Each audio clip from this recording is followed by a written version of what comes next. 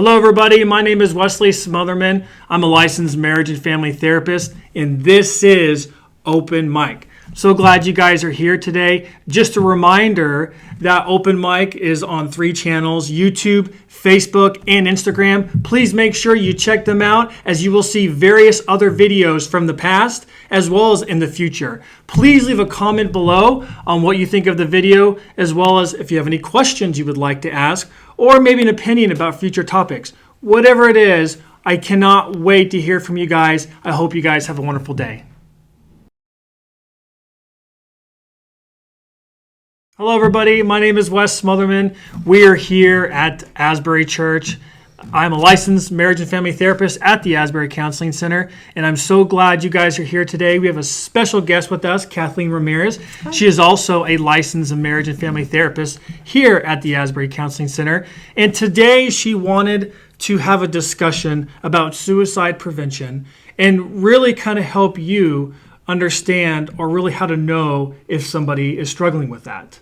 Right. And so kind of go over like kind of what your thoughts are and some of the things that you've worked with when you work with clients. Okay.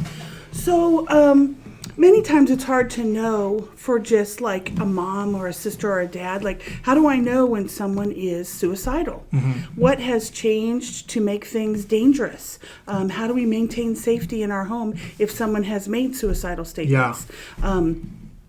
So the biggest thing to look for in someone who has changed, something is different and they're starting to make suicidal statements. So suicidal statements are not always like, I'm going to kill myself. Sometimes they're more passive even, or vague, like, I don't know, I just don't want to live. Mm-hmm. Or I don't think I need to be here. Yeah. I don't have a place here. I don't feel comfortable here. Some symptoms, it's not always just about sadness. A lot of times it's about hopelessness more than sadness or depression. Mm-hmm. So not everyone who is depressed is suicidal, but it is true that most people who are suicidal are very depressed. Yeah. So some of those symptoms go together. So the thing to look for are changes. Sometimes you might not understand the changes that you're seeing, but you get the vibe that things aren't right.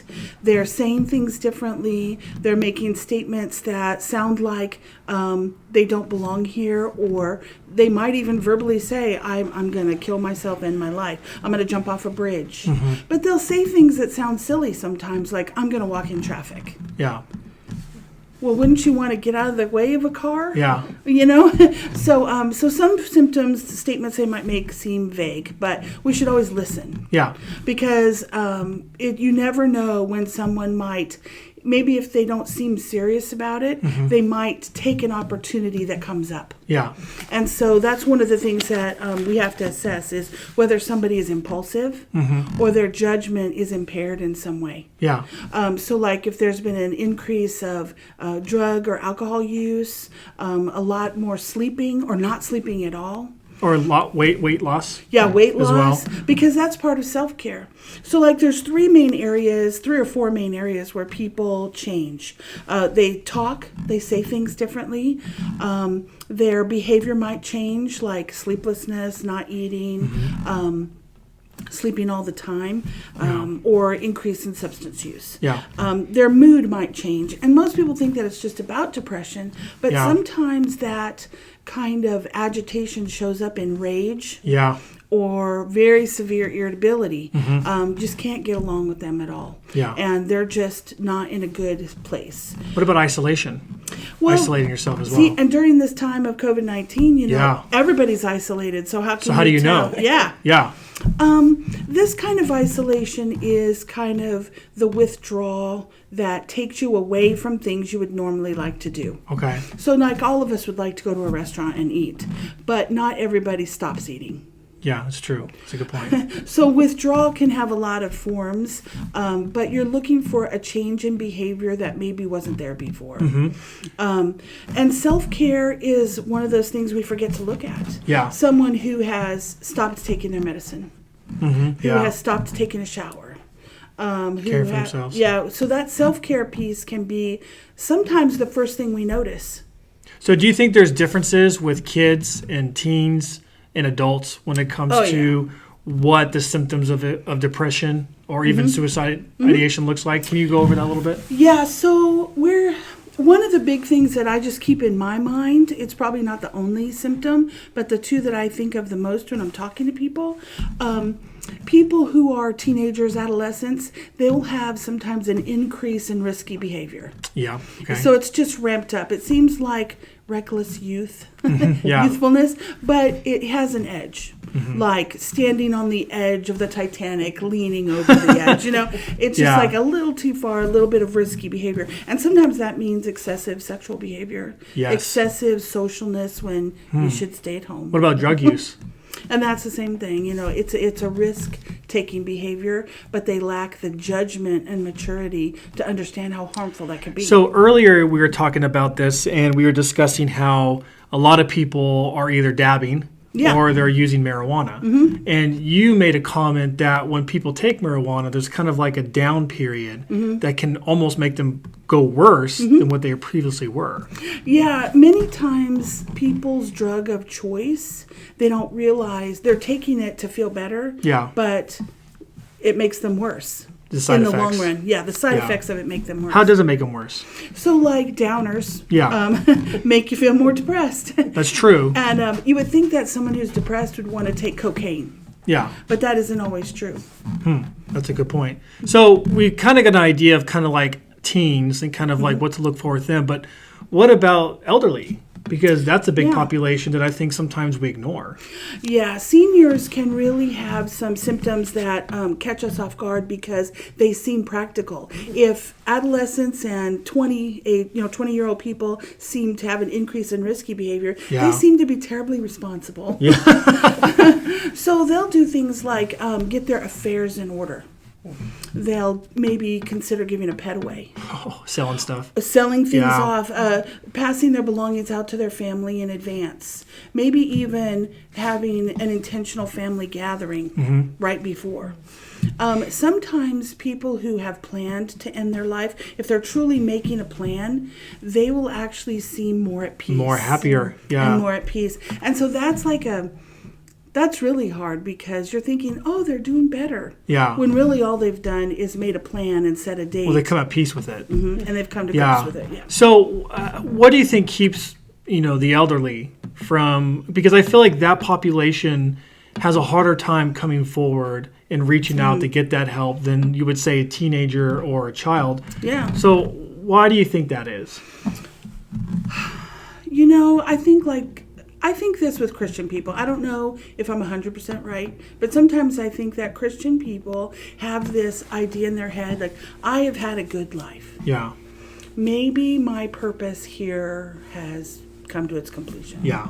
And so they might not see that as a sign that they've slipped a little too far into a depression. And that's especially true of elderly. No, I don't even like using elderly people, but anybody over the age of 50 who might have some dementia beginning and not be aware of it, or who is taking medication that might be affecting their mental health status and they don't realize it, or even someone who has health concerns or has become in a wheelchair, or any kind of health thing that changes their I want to say status, but I really mean how they... Their lifestyle? Yeah, their lifestyle. Okay, that makes more sense. Because I know, for me, it also makes me wonder, just with that generation, like if it's more of a belief system. I think mental health is looked upon very differently now than it was, between 50 and 70 years ago. Yeah. And so what would you say to somebody who has a grandmother or a mother who's elderly, who is struggling with this? What are some tips, some resources that you can provide for them or give to them that would help them? Well, I think the scariest thing that any family member ever has to deal with is a crisis situation. So it is good to have in your mind what you would do in a crisis. So there are places like in Sedgwick County, like the COMCARE Crisis Center, and you can go there 24 hours a day, 7 days a week. And if you can't go there, you can call. So the phone number there is 316-660-7500, and you can even ask to talk to a therapist on the line. Yeah. And they have case managers who can help talk you through and tell you what to do. Here in Sedgwick County also, you can call 911 and ask for an officer to respond to your location that has special training in Okay. this kind of thing. So mental health training. Isn't there something called a wellness check You that you can do if you're concerned about somebody? Yep, especially if you don't live near them. You can always call the police in just about any jurisdiction and ask them to check on somebody. Okay, good. And that's the way, because the police will usually take you to the hospital or at least assess the situation to see if you need an ambulance or just help getting to where the mental health services are. Okay, good. Anything else you'd like to share with us? Yes, so here in Sedgwick County, COMCARE also sponsors this thing called The Key to Beating the Blues, and it's an online DBT depression Class. class. So you can call this number, which is 316-660-7618, and get information about how to enroll in this. And all these resources we'll have at the bottom of the page if you guys are considered, or you can call to church and we can provide those resources as well. Yep. And there's, and I always have some of these flyers in my office too. But another great resource for not just for people who work with other people and not just people who might be suffering from mental challenges, but there's Stop ICT, Stop Suicide ICT. And you can go to their website as soon as I find that. Here, you can go to www.stopsuicideict.com, and it's great because they have free posters for classrooms, free flyers just like this and like this that tell parents how to help kids with social media and depression and how to know when things have gone wonky there, and all kinds of just flyers and things that you can get totally for free. Yeah. And so I think it's also really important to kind of bring this to a wrap is we just need to be really more in tune with people that are close to us. And I know that during this time, maybe some of those people that you've loved, you've already had less contact with them because that's kind of the norm, especially if you have a grandparent. But now is the time to really reach out and really ask those really difficult, maybe sometimes uncomfortable questions about how are you doing? Is there anything I can do for you? Do we need to get out of the house and go for a walk? Or, now is the time that we need to spend really reaching out to people, because especially just with everything going on, people are stuck at home and it makes it very difficult, especially if you have a lifestyle that you depended on to kind of get you out of the house and get you in that mood. With that being taken away from us, we definitely have to find another alternative. So, hey, thank you so much for speaking with us. And if you guys like this, please like it. Remember, on Facebook, YouTube, and Instagram, please leave a comment below as well as interest and topics in the future. Thank you so much, and I look forward to seeing you guys again.